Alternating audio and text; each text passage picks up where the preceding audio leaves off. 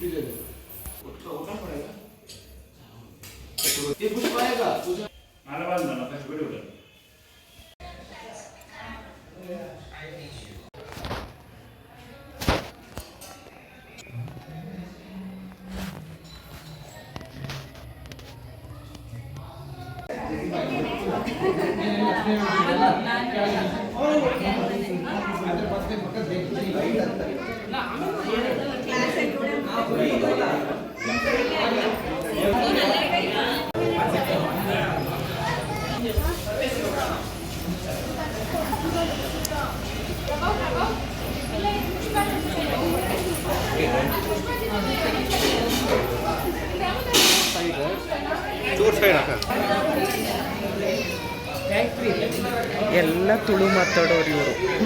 ನಾನು ಇವಾಗ ಕಲಿತಾ ಇದ್ದೀನಿ. ಕಾಣಿಸ್ತಾ ಇದೆಯಾ? ಎತ್ಕೊಳ್ಳಕ್ಕಂದ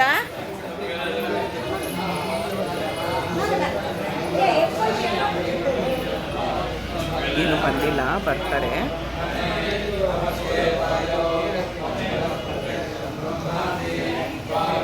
ಬಂದರು ನೋಡಿ ಅವರೇ.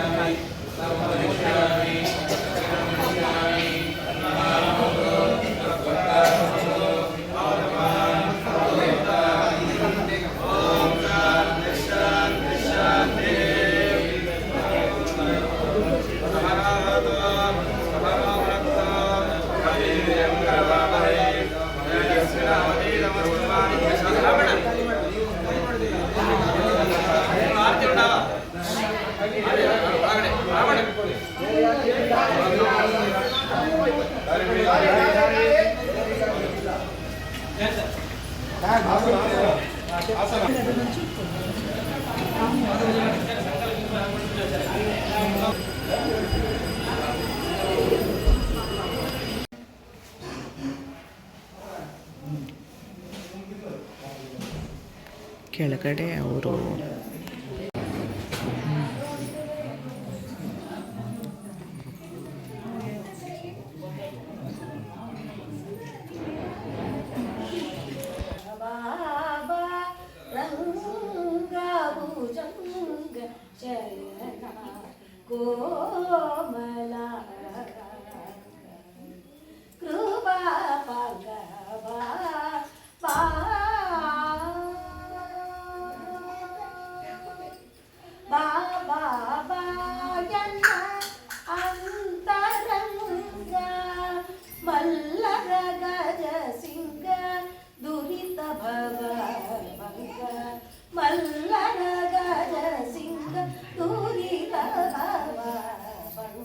Bye.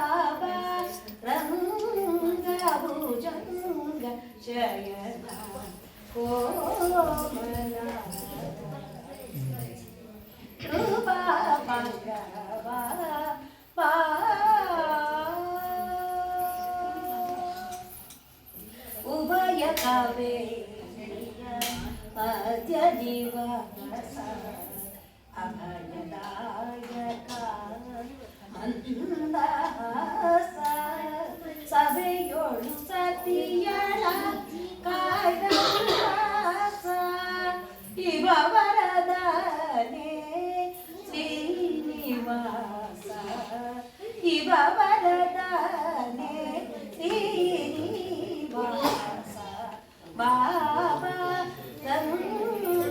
ಭುಜಂಗ ಜಯನ ಕೋಮಲ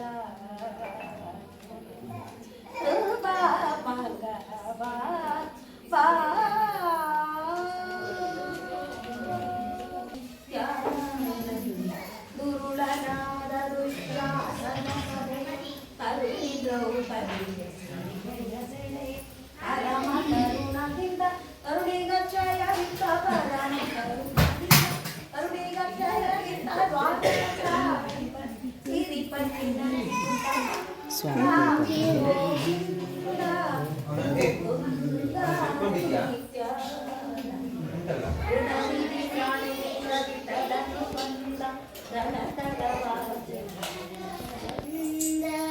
ಸುಂದರಿಯರ ಮಂದಿರಕ್ಕೆ ನಂದನ ಕಂದ ಆನಂದನ ಕಂದ ಕಾನನದಲ್ಲಿ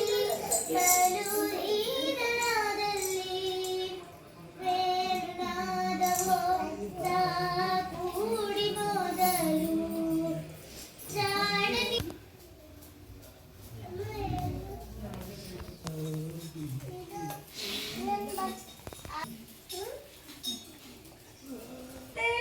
ಗತ ಭೀತರಿಗೆ दादारत्ननामस्मै ॐ हिरण्यवर्णां हरिणीं सुवर्णां मातरां ज्वलन्तीं तृप्तां तर्पयन्तीं पद्मेश्रां रत्नवर्णां नामिहोपमये श्रियं चन्द्रां प्रभासां ज्वलन्तीं श्रियं लोके देवदुष्टाः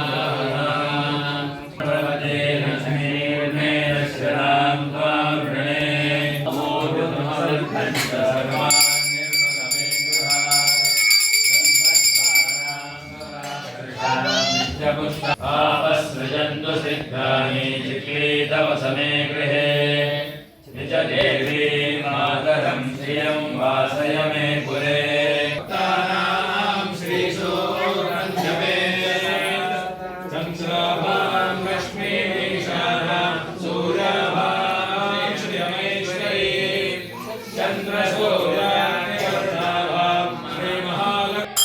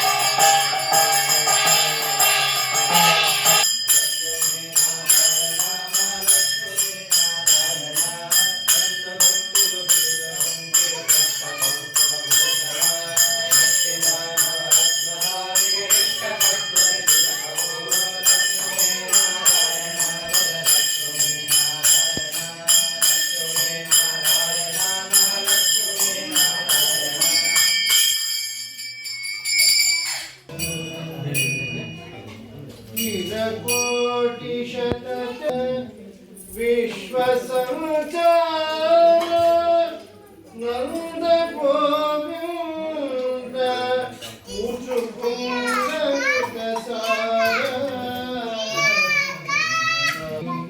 चिरंजनवै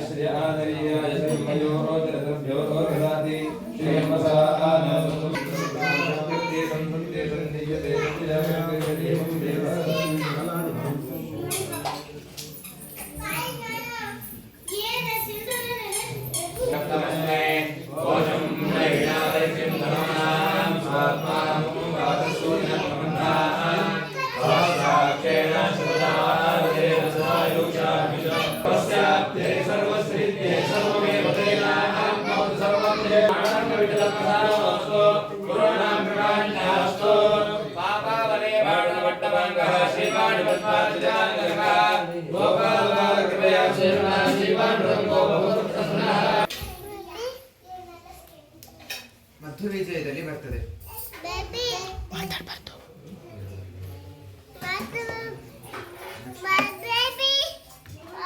ಏಕೇನ ದೋಷಣ ನೈತೋಷೇಣ ಸಂಜೀವನಾದ್ಯ ಶ್ರೇಯಸ್ಯ ನಾಭೂತ್ ಅಂತ.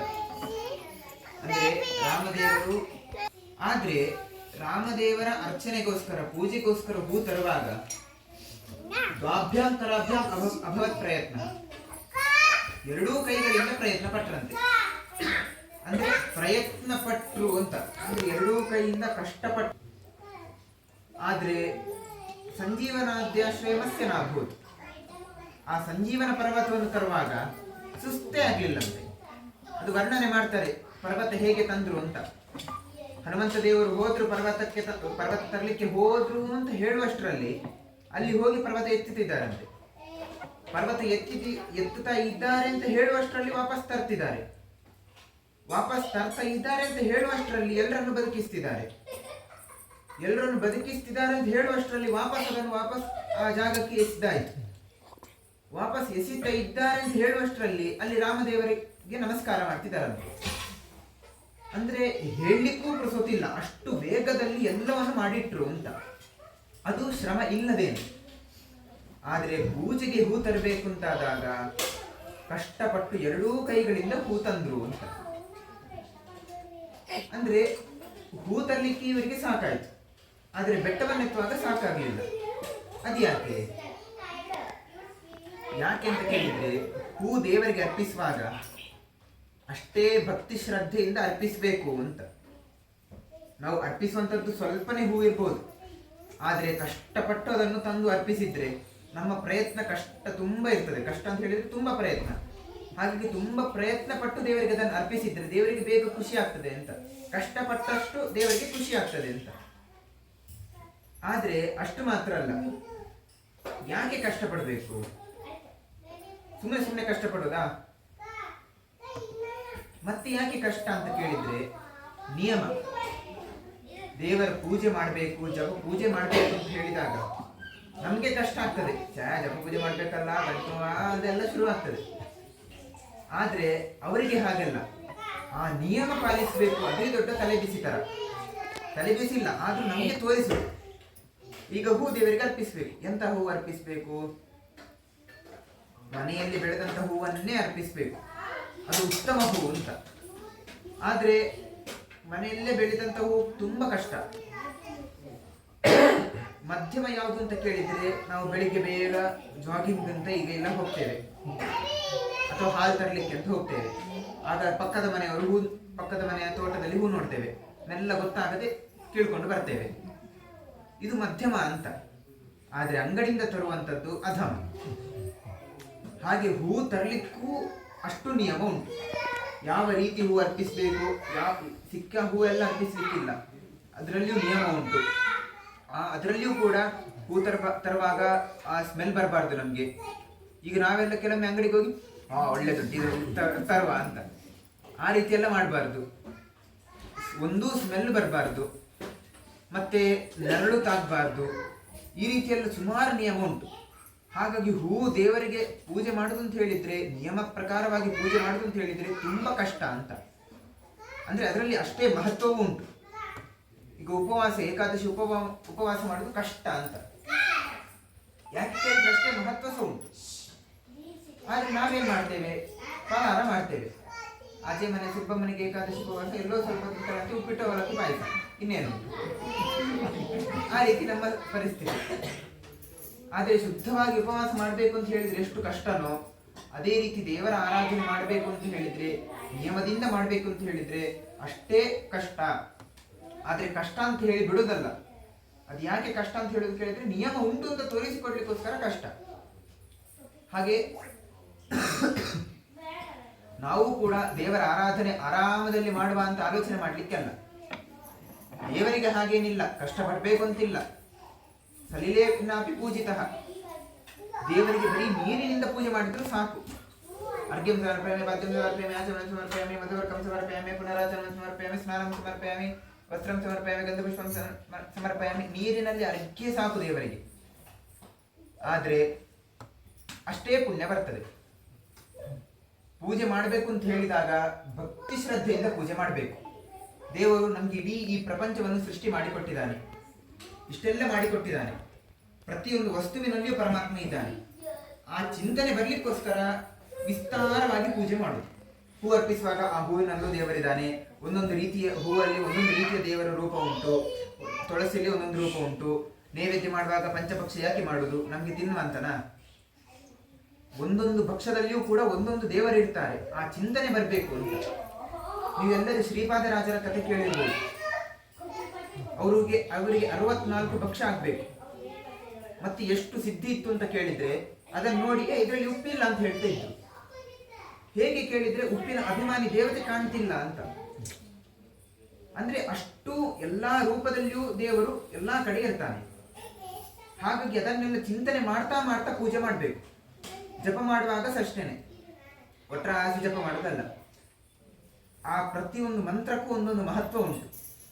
ಉದ್ದೇಭಾಸ ಸಮಾಭಾಸ ಅಂತ ಹೇಳ್ತೇವೆ. ಅದ್ರ ಅರ್ಥ ಏನು? ಅರ್ಥ ಗೊತ್ತಿಲ್ಲ, ಒಟ್ರಾಸಿ ಹೇಳಬೇಕು ಅಂತ ಹೇಳಿಬಿಡ್ತೇವೆ. ಉದ್ದೇಭಾಸ, ಸೂರ್ಯನ ಕಿರಣ ಪರಮಾತ್ಮ, ಈ ರೀತಿ ಪ್ರತಿಯೊಂದರಲ್ಲಿಯೂ ಕೂಡ ಅರ್ಥ ಇರ್ತದೆ. ಅದನ್ನೆಲ್ಲ ಚಿಂತನೆ ಮಾಡ್ತಾ ಮಾಡ್ತಾ ನಾವು ಜಪ ಮಾಡಬೇಕು. ಜಪ ಪೂಜೆ ಇರುವುದು ಯಾಕೆ?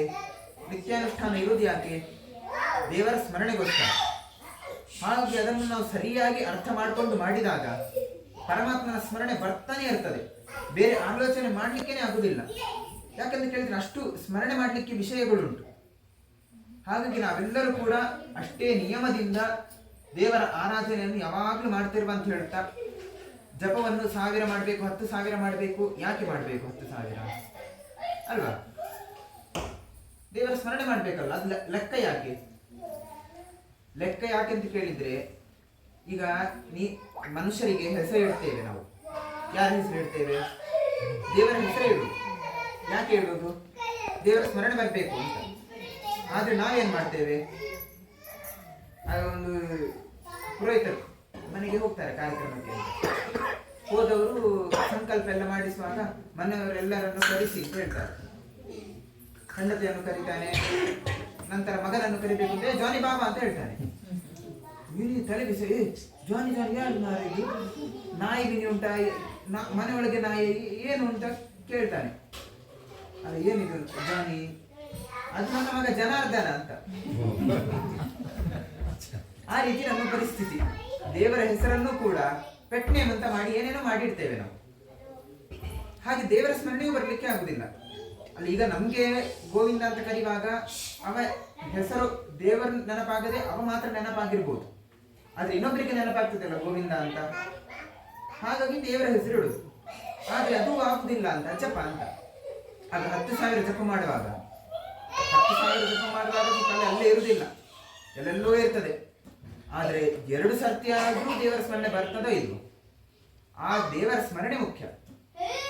ಹಾಗೆ ನೀವೆಲ್ಲರೂ ಕೂಡ ಪರ್ಯಾಯಕ್ಕೆ ಬರ್ತೀರಿ, ಉಡುಪಿಗೆ ಬರ್ತೀರಿ, ಆದ್ರೆ ಬಂದು ದರ್ಶನ ಮಾಡಿ ತಿಂದು ಹೋಗುದಲ್ಲ, ಅಲ್ಲಿ ಸೇವೆ ಮಾಡುವುದು ಮುಖ್ಯ. ಸೇವೆ ಮಾಡಿ ಕೃಷ್ಣನ ಅನುಗ್ರಹಕ್ಕೆ ಪಾತ್ರ ಆಗ್ಬೇಕು, ಕೃಷ್ಣನ ಸ್ಮರಣೆ ನಿತ್ಯ ಮಾಡ್ತಾ ಇರ್ಬೇಕು. ಹಾಗೆ ತಾವೆಲ್ಲರೂ ಕೂಡ ನಿತ್ಯ ಪರಮಾತ್ಮನ ಸ್ಮರಣೆ ಮಾಡ್ತಾ ಮಾಡ್ತಾ ನಿಮ್ಮ ಪರ್ಯಾಯವನ್ನು ನೀವು ಬಂದು ಸುಧಾರಿಸಿಕೊಟ್ಟು ಕಂಪ್ಲೇಂಟ್ ಮಾಡ್ಲಿಕ್ಕಿಲ್ಲ, ನಮಗೆ ಯಾರು ವಿಚಾರಿಸಲೇ ಇಲ್ಲ, ಕಾಪಿ ಚಾ ಕೇಳಲಿಲ್ಲ ಅಂತ. ನಿಮ್ಮದೇ ಪರ್ಯಾಯ. ಹಾಗಾಗಿ ನೀವೇ ಬಂದವರ ಹತ್ರ ನೀವೇ ವಿಚಾರಿಸಿ ಎಲ್ಲರನ್ನು ಸುಧಾರಿಸಿ ಪರ್ಯಾಯವನ್ನು ಸುಧಾರಿಸಿ ಕೃಷ್ಣ ವಿಠಲ ಮುಖ್ಯ ಪ್ರಾಣರ ಅನುಗ್ರಹಕ್ಕೆ ಪಾತ್ರ ಆಗ್ಬೇಕು ಅಂತ ಹೇಳ್ತಾ ಶ್ರೀಕೃಷ್ಣ ನಮಸ್ತೆ.